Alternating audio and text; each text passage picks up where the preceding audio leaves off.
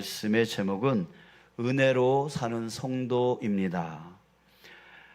사람들이 모여서 서로 웅성웅성대고 있었습니다. 아니, 이 집주인은 참 이상해.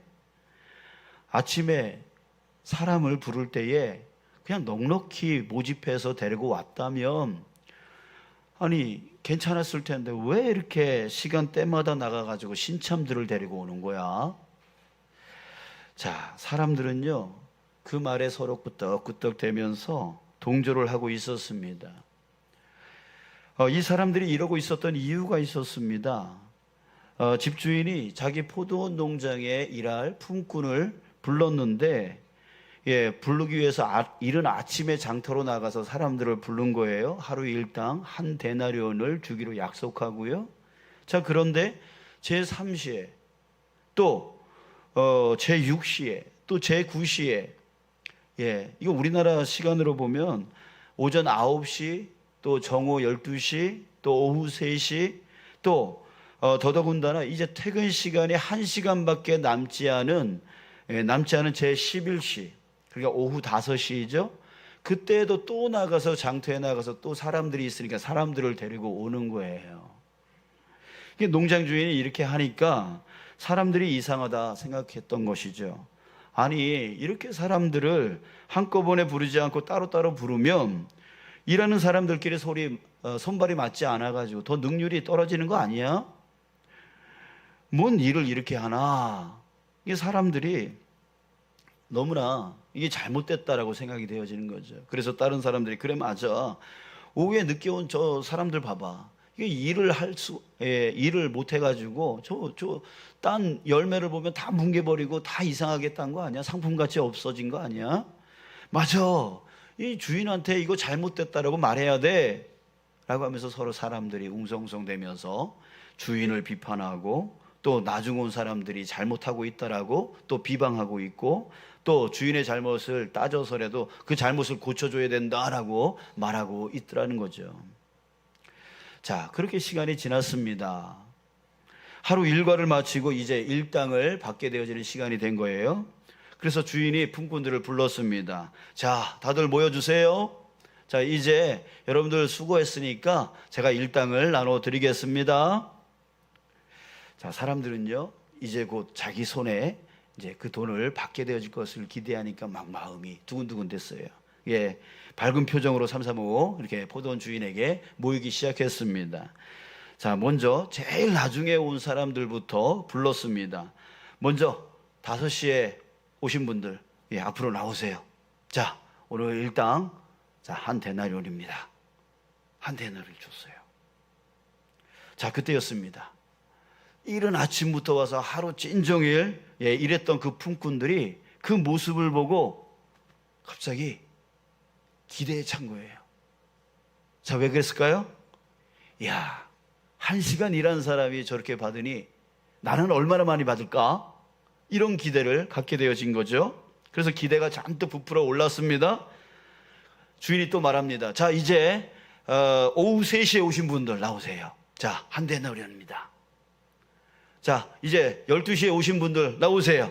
자, 한 데나리온. 일단 받으십시오. 자, 여러분 또 그때였어요.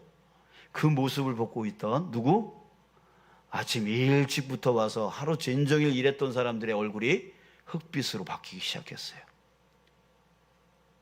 아니 뭐야? 저게 뭐 하는 짓이야? 뭔 셈법이 저래? 그때 주인이 이른 아침부터 일했던 사람들을 부릅니다. 그리고 똑같이 그들에게 한 데나리온을 줍니다. 이른 아침에 온 품꾼들이 화가 났습니다. 이봐요. 아니 어떻게 1시간 일한 사람과 온종일 와서 일한 사람을 똑같이 한 데나리온 똑같이 어떻게 줍니까? 화가 머리끝까지 난 이 사람들이 흥분을 해서 지금 주인에게 격렬하게 항의를 했습니다. 그때 주인이 말했습니다. 이보십시오. 내가 아침에 당신들과 오늘 일당에 대해서 말할 때 얼마를 준다고 했습니까? 그야 한 데나리온이죠. 그렇죠. 분명히 우리가 한 데나리온에 합의를 했지요. 나는 분명히 일당으로 한 데나리온을 말했고 그 한 데나리온을 여러분에게 주었습니다. 그렇다면 나는 당신들과 한 약속을 지킨 것이고 내가 1시간 일한 사람에게 내가 가지고 있는 그 한 데나리온을 주든지 말든지 그것은 내 선택이고 내 마음입니다. 내 뜻입니다. 아니, 그래도 세상에 이런 법이 어디 있습니까? 1시간 일한 사람, 그 사람하고 하루 종일 일한 사람, 하루 종일 일하려면 얼마나 수고했고 얼마나 많이 애써야 되는데 얼마나 많이 땀을 흘려야만 되는데 어떻게 이거밖에 주지 않습니까? 이른 아침부터 와서 하루 종일 일한 사람들이요, 불만에 꽉 차가지고 툴툴대면서 그 자리를 떠났습니다. 자, 사랑하는 여러분, 여러분은 이 주인이 한 행동에 대해서 여러분 이해가 되십니까? 이해가 되세요? 여러분, 아싸리 이럴 거면 이렇게 하는 게 낫지 않았을까요? 이른 아침에 온 품꾼부터 먼저 주는 거예요. 한 데나리온을 주는 거예요. 이게 줘서 또 보내는 거죠.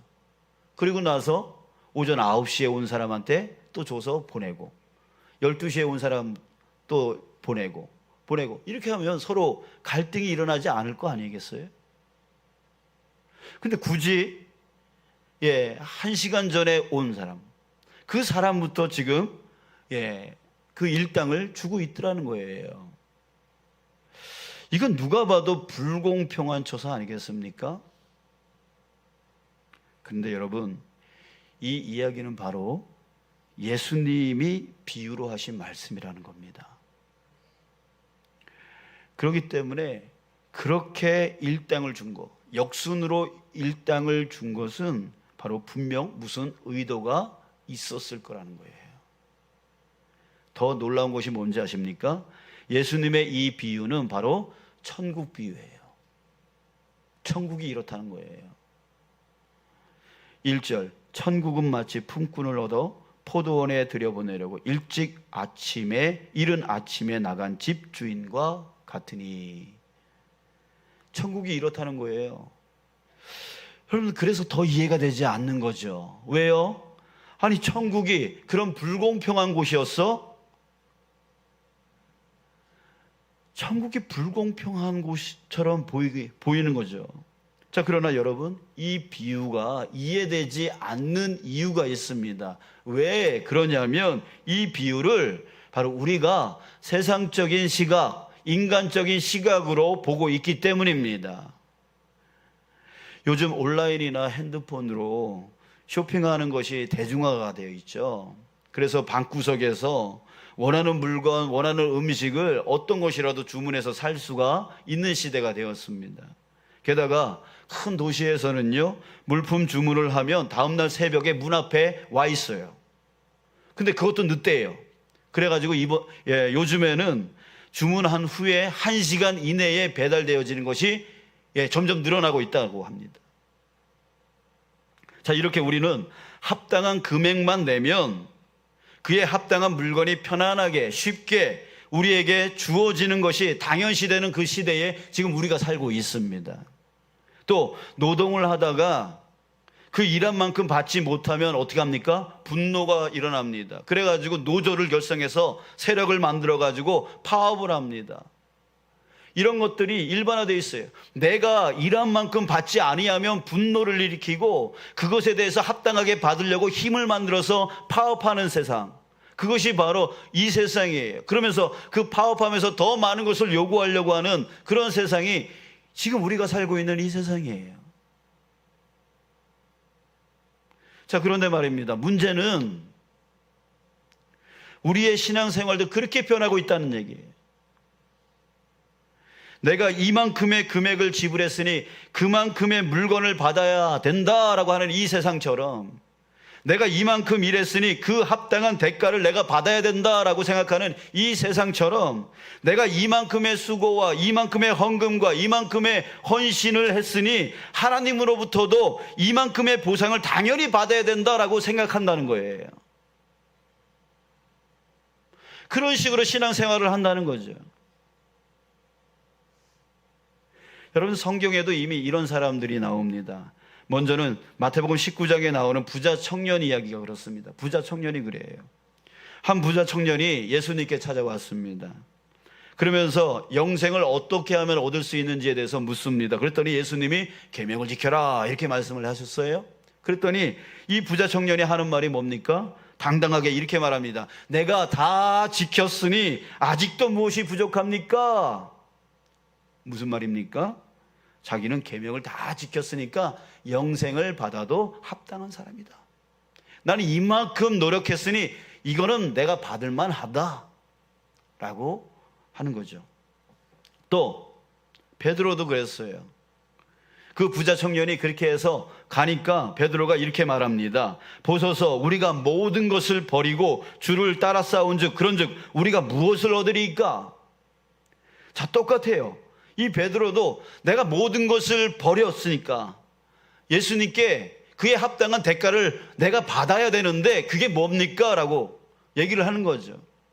노력한 만큼 내가 받아야 되는 것을 당연시 여기고 있어요.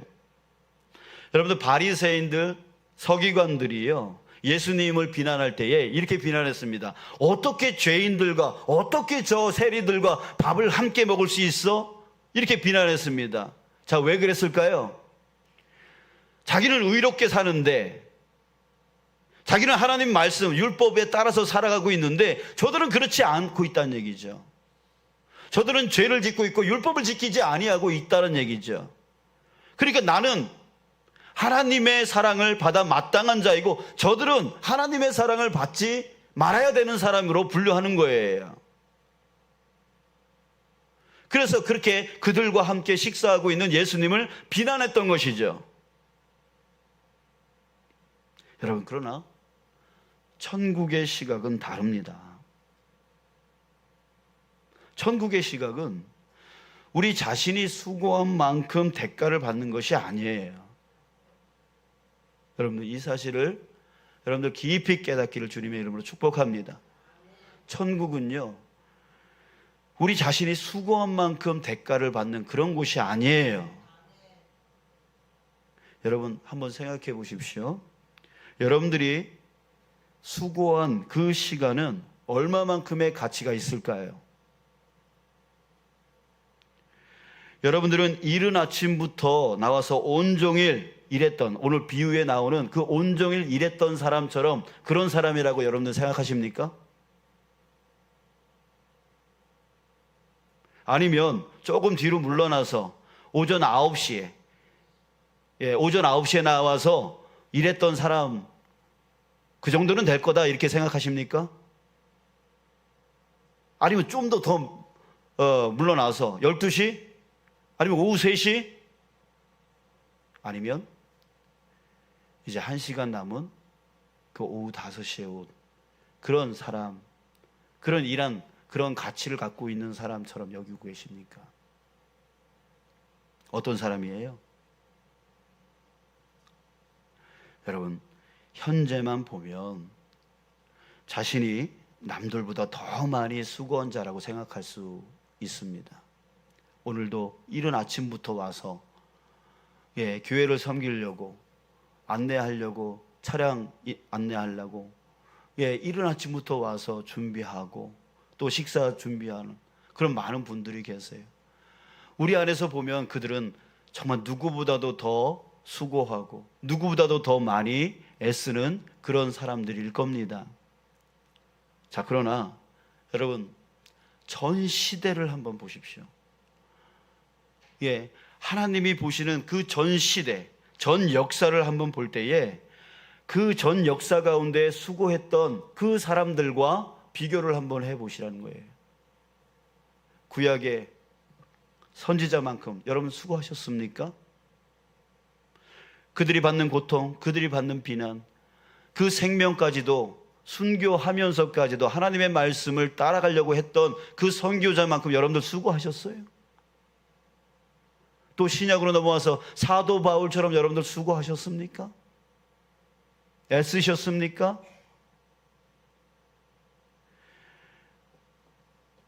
여러분, 그렇기 때문에 만약에 천국이 수고한 만큼 대가를 받는 곳이 바로 천국이라면, 여러분, 과연 우리 자신은 얼만큼 받을 수 있냐라고 하는 거예요. 우리 중에 정말 수고 많이 한 사람들, 그 사람들조차도요, 사도 바울과 비교해 보면, 선지자들과 비교해 보면 아무것도 받을 것이 아무것도 없는 것이죠. 만약 천국이 일한 만큼의 대가를 받는 곳이라면, 여러분, 우리 중에 어느 누구도 그 수고한 것에 대한 대가를 받을 수 있는 사람은 없습니다. 그러니 여러분, 천국의 시각은 그게 아니라는 거죠. 수고한 만큼 대가를 받는 것, 그것이 천국의 시각이 아니라는 거예요. 그러면 무엇일까요? 천국의 시각은 어떻게 보는 것일까요? 여러분, 6절 7절을 우리가 다시 한번 좀 보고 싶습니다. 자, 주인이 제11시에 품꾼을 부르는 내용인데요, 여기서 이 말씀을 볼 때에 우리 주인의 마음, 그 농장 주인의 마음에 초점을 맞추면서 이 말씀을 함께 봤으면 좋겠어요. 우리 함께 천천히 읽겠습니다. 시작. 제11시에도 나가보니 서 있는 사람들이 또 있는지라. 이르되 너희는 어찌하여 종일토록 놀고 여기 서 있느냐. 이르되 우리를 품꾼으로 쓰는 이가 없음이니이다. 이르되 너희도 포도원에 들어가라 하니라. 여러분, 품꾼이 무슨 말을 했어요? 우리를 품꾼으로 쓰는 이가 없음이니이다. 딱한 사정이 있다는 거예요. 쓰는 이가 없다라고 하는 것은 지금 이 사람들은요, 쓸모없어서 무시당하고 외면당하고 버림받았다라고 하는 뜻입니다. 자, 그런데 그런 그들에게 주인이 이렇게 말하는 것이죠. 너희도 포도원에 들어가라. 여러분, 여기서 주인의 마음을 우리가 알 수 있지 않겠습니까? 이제 1시간밖에, 퇴근 시간이 1시간밖에 남지 않았는데 여전히 누가 쓰지를 못해서, 쓰겠다라고 하지를 않고 버림받은, 외면당한, 정말 그들을 보면서 너희도 포도원에 들어가라 라고 했던 이 주인의 마음이 어떤 마음이겠습니까? 불쌍히 여기는 마음인 거죠. 긍휼히 여기는 마음인 거예요. 여러분, 여기서 한 데나리오는 바로 하나님의 사랑을 말하고 있습니다.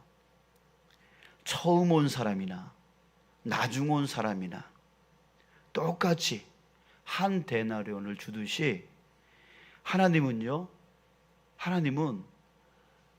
똑같이 사랑하신다는 거예요.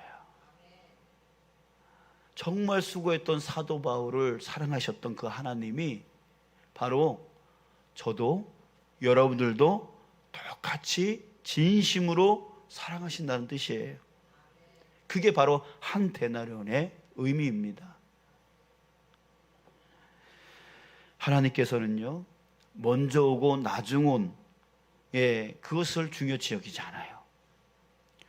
많이 일하고 적게 일하고가 하나님께는 중요하지 않아요. 하나님은 우리 모두를 진심으로 사랑하십니다. 이것이 바로 천국의 시각이에요. 천국의 시각이에요. 여러분, 우리는 죄악 가운데 있었던 사람이었습니다. 그래서 우리는 당연히 지옥에 가야 되는, 지옥 불구덩이 속에 빠져야 되는 그런 사람들이었어요. 절대 하나님의 기준에 구원받을 만한 자격이 갖추어지지 않은 사람들입니다. 그렇게 천국으로부터 우리는 철저하게 버림받은 사람들이에요. 외면당한 사람이에요. 무시당한 사람이에요. 그런 자가 바로 누구예요? 우리 자신이었다고요. 그런데 하나님이 우리를 긍휼히 여겨주셔서, 불쌍히 여겨주셔서 천국에 들어갈 자격이 없는, 무시당한, 외면당한, 쓸모없어서 버림당한 나와 같은 자를 주님께서 불쌍히 여겨주셔서 나와 같은 자를 구원하여 주신 거예요. 사랑하여서 구원해 주신 거예요. 여러분, 이것을 우리가 깨달아야 될 줄 믿습니다. 예, 깨달아야 될 줄 믿습니다. 여러분들, 세상적인 시각은 그러니까 내가 일한 만큼 대가를 받아야 된다라고 하는 이 세상적인 시각은요, 우리로 하여금 오늘 본문의 비유의 말씀에서 그 아침에 온 사람들, 온종일 일한 사람들이 그 주인을 뭐하고 떠났대요? 원망하고 떠났다고 했어요. 그러니 여러분, 그 세상적인 시각을 가지고 있는 사람들은 하나님을 원망하게 되죠. 내가 이만큼 수고했는데 왜 하나님이 채워주지 않냐고, 내가 이만큼 기도하는데 왜 하나님이 응답해 주지 않느냐고, 내가 이만큼 수고했는데 왜 하나님은 가만히 있느냐고 하나님을 원망하는 자가 되어져요. 또한 그런 시각을 갖고 있는 사람들은 사람들을 판단해요. 왜 저 사람은, 나는 이만큼 일하는데 왜 저 사람은 저만큼 일을 안 하냐, 왜 나는 잘하고 있는데 왜 저 사람은 잘 못하고만 있느냐 하면서 끊임없이 비난하고 비방하고 잘못을 따지고 그렇게 한다고요. 근데 문제는 뭐냐면, 그렇게 하나님을 원망하는 사람, 그렇게 다른 사람을 비판하고 판단하는 사람, 그 사람의 마음이 뭐가 되죠? 바로 지옥이 되어지는 거예요.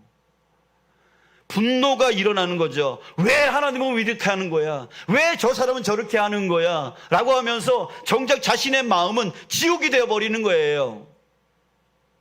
이렇게 세상적인 시각을 갖고 있는 사람들은요, 내가 일한 만큼 대가를 받아야 된다라고 하는 그런 마음을 갖고 살아가는 사람은 항상 그 자신의 마음을 지옥되게 만들면서 살아가고 있는 거예요. 그래서 그 사람에게는 항상 불평이 떠나지 않습니다. 그런 사람들에게는 항상 다툼이 떠나지 않아요. 항상 지옥의 삶을 사는 거예요.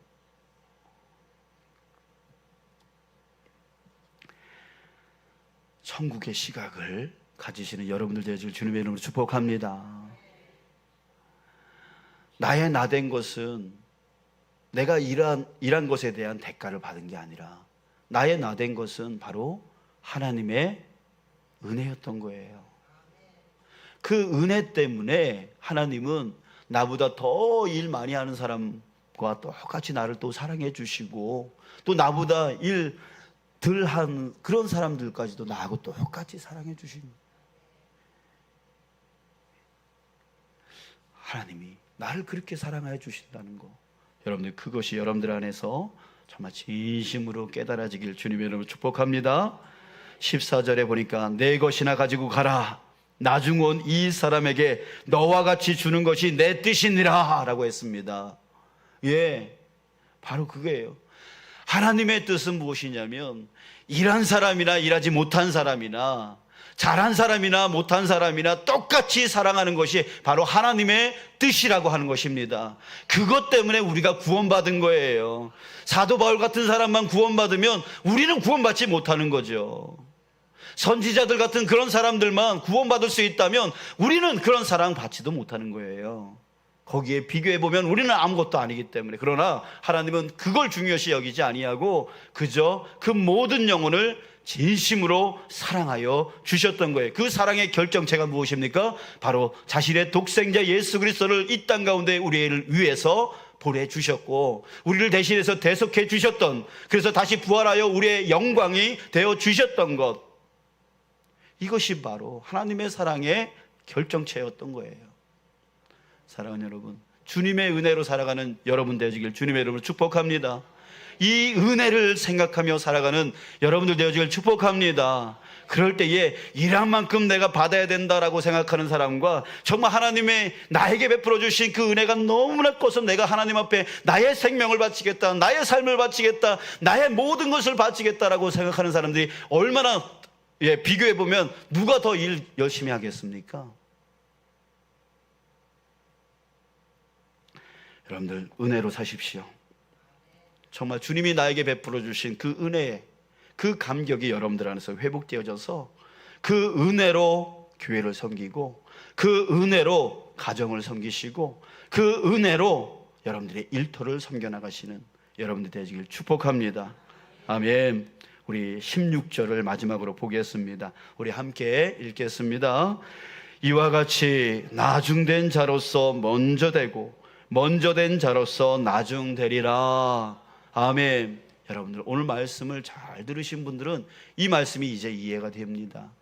여러분들 주님의 은혜, 나를 향한 그 주님의 은혜의 감격으로 사는 사람은 나중되었어도 어떻게 돼요? 먼저 된 자가 되어진다는 거예요. 그러나 세상적인 시각을 갖고 일한 만큼 대가를 내가 받아야 된다라고 생각하는 사람은 그 대가를 받지 못함으로 인해서 항상 원망과 불평과 비판과 비난으로 살기 때문에 오히려 먼저 되었어도 나중되어져 버린다는 거예요.